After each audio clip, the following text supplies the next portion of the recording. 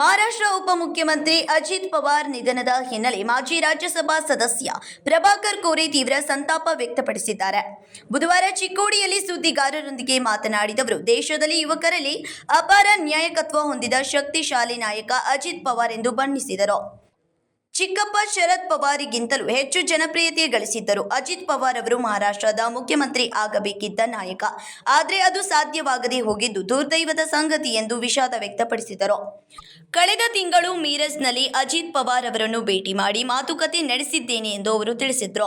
Cayley ಸಂಸ್ಥೆಗೆ ಸಂಬಂಧಿಸಿದಂತೆ ಹಾಗೂ ವೈಯಕ್ತಿಕವಾಗಿ ಯಾವುದೇ ಕೆಲಸವಿದ್ದರೂ ಸದಾ ಸಹಕಾರ ನೀಡುತ್ತಿದ್ದ ನಾಯಕ ಅಜಿತ್ ಪವಾರ್ ಎಂದು ಪ್ರಭಾಕರ್ ಕೋರೆ ಹೇಳಿದರು. ಮಹಾರಾಷ್ಟ್ರದ ಆರೋಗ್ಯ ಜ್ಯೋತಿಬಾ ಫುಲೆ ಯೋಜನೆಯನ್ನು ಕೇಲಿ ಸಂಸ್ಥೆಗೆ ಜಾರಿಗೆ ತರುವಲ್ಲಿ ಅಜಿತ್ ಪವಾರ್ ಪ್ರಮುಖ ಪಾತ್ರ ವಹಿಸಿದ್ದರು ಎಂದು ಸ್ಮರಿಸಿದರು. ಇಂಥ ಯುವ ಹಾಗೂ ದೂರದೃಷ್ಟಿಯ ನಾಯಕನನ್ನ ಕಳೆದುಕೊಂಡಿರುವುದು ದೇಶಕ್ಕೆ ಅಪಾರ ನಷ್ಟ ಎಂದು ಕೋರೆ ವಿಷಾದ ವ್ಯಕ್ತಪಡಿಸಿದರು. ಪದ್ಮಶ್ರೀ ಅವಾರ್ಡ್ ಸಿಗತ್ತೆ ಆ ಥರದ್ದಿಲ್ಲ. ಮೊದಲು ಅವ್ರದ್ದು ಇವತ್ತು ನಮ್ಮ ದೇಶದಲ್ಲಿ ಯುವಕರಲ್ಲಿ ಅತಿ ಮುಖಂಡತ್ವ ಹೊಂದಿರುವ ಒಬ್ಬ ವ್ಯಕ್ತಿ ಅಂದರೆ ಅಜಿತ್ ಪವಾರ್ ಅವರು. ಅಜಿತ್ ಪವಾರ್ ಅವರು ಅವ್ರ ಕಾಕ ಶರದ್ ಪವಾರ್ಕ್ಕಿಂತನೂ ಭಾಳಷ್ಟು ಪಾಪ್ಯುಲರ್ ಇದ್ರು. ಯಾಕಂದ್ರೆ ಮಾತಾಡಿದಂಗೆ ನಡೀತಿದ್ರು, ಬಡವ್ರ ಜನರು ಕೆಲಸ ಮಾಡ್ತಿದ್ರು. ಅದಕ್ಕೆ ಇವತ್ತು ಅವರು ಮಹಾರಾಷ್ಟ್ರದ ಉಪಮುಖ್ಯಮಂತ್ರಿ ಆಗಿ ಆ್ಯಕ್ಚುಲಿ ಅವ್ರಿಗೆ ಮುಖ್ಯಮಂತ್ರಿ ಆಗಬೇಕಾಗಿತ್ತು. ಆದರೆ ದುರ್ದೈವ ಅವರು ಆಗಲಿಕ್ಕೆ ಆಗಲಿಲ್ಲ. ನಂದು ಮತ್ತು ಅವ್ರ ಕುಟುಂಬದ ಭಾಳ ವೈಯಕ್ತಿಕ ಸಂಬಂಧ. ನಾನು ಹೋದ ತಿಂಗಳು ಮಿರಜ್ಗೆ ಬಂದಿದ್ದರು ಅವರು ಪ್ರಚಾರಕ್ಕಾಗಿ. ನಾನು ಹೋಗಿ ಭೇಟಿಯಾಗಿದ್ದೆ ಅವ್ರಿಗೆ. ನಮ್ದು ಯಾವ ಕೆಲಸ ಇದ್ರೂ ಸಂಸ್ಥೆ ಕೆಲಸ ಸ್ವತಃ ವೈಯಕ್ತಿಕವಾಗಿ ಬಂದು ಕೆಲಸ ಮಾಡಿಕೊಟ್ಟದ್ದು ಉದಾಹರಣೆಗಳು ಅದಾವೆ.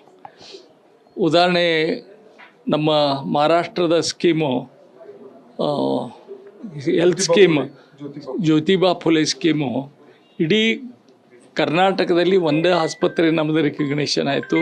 ಅದಕ್ಕೆ ಕಾರಣ ಅಂದರೆ ಅವರು ಸ್ವಂತ ಬಂದು ನಮ್ಮ ಸಲುವಾಗಿ ಎಷ್ಟು ಮಟ್ಟಿಗೆ ಹೇಳಿದ್ರಿಂದ, ಇಲ್ಲ ದೇಶದೊಳಗೆ ಅವ್ರಿಗೆ ಕೊಡಲಿಲ್ಲ ಅನ್ನೋ ಬೇರೆಯವ್ರಿಗೆ ಕೊಡೋದು ಅನ್ಯಾಯ, ಬೇರೆಯವ್ರಿಗೆ ಕೊಡೋ ಪ್ರಶ್ನೆ ಇಲ್ಲ ತಿಳ್ಕೊಂಡು ಆ ಸ್ಕೀಮ್ ನಾನು ಕೊಟ್ಟದ್ದು ಇವತ್ತು ನನ್ನ ಕಣ್ಮುಂದದ. ಅಂಥವ್ರನ್ನ ಅಲ್ಲಿಗೆ ಇವತ್ತು ನಮ್ಮನ್ನು ಬಿಟ್ಟು ಹೋದದ್ದು ಭಾಳಷ್ಟು ದುಃಖ. ಅದೇ ಹೇಳಕ್ಕಂದ್ರೆ ಒಬ್ಬ ಲೀಡರ್ ಆಗಬೇಕಾದ್ರೆ ಭಾಳಷ್ಟು ಅವನು ತ್ಯಾಗ ಮಾಡಬೇಕಾಗ್ತದೆ. ಅನ್ನಿಸ್ತದೆ ರಾಜಕೀಯವಾಗಿ ನಾವು ಲೀಡರ್ ಆಗೋರು ನಮ್ಗೆ ಈಜಿ ಇರ್ತದೆ. ಹಾಗಿಲ್ಲ. ಜನರ ಆಶೀರ್ವಾದ ಎಷ್ಟರ ಮಟ್ಟಿಗೆ ಬೇಕಂದ್ರೆ ಅದನ್ನು ಹೋರಾಟ ಮಾಡಿ ಈ ಸ್ಥಾನಕ್ಕೆ ಮುಟ್ಟಿದ ಒಬ್ಬ ಯುವಕ ಕಳ್ಕೊಂಡು ಇವತ್ತು ದೇಶ ಬಡವಾಗಿದೆ ಅಂತ ಅನ್ನಿಸ್ತದೆ. ನಾವು ಹೋದ ತಿಂಗಳು ಹೋದ ತಿಂಗಳು ನಾನು ಮಿರಜ್ಗೆ ಬಂದಿದ್ದರು ಅವ್ರ ಪ್ರಚಾರಕ್ಕೆ. ಹಳೆಗೆ ಭೇಟಿಯಾಗಿದ್ದೆ ನಾನು.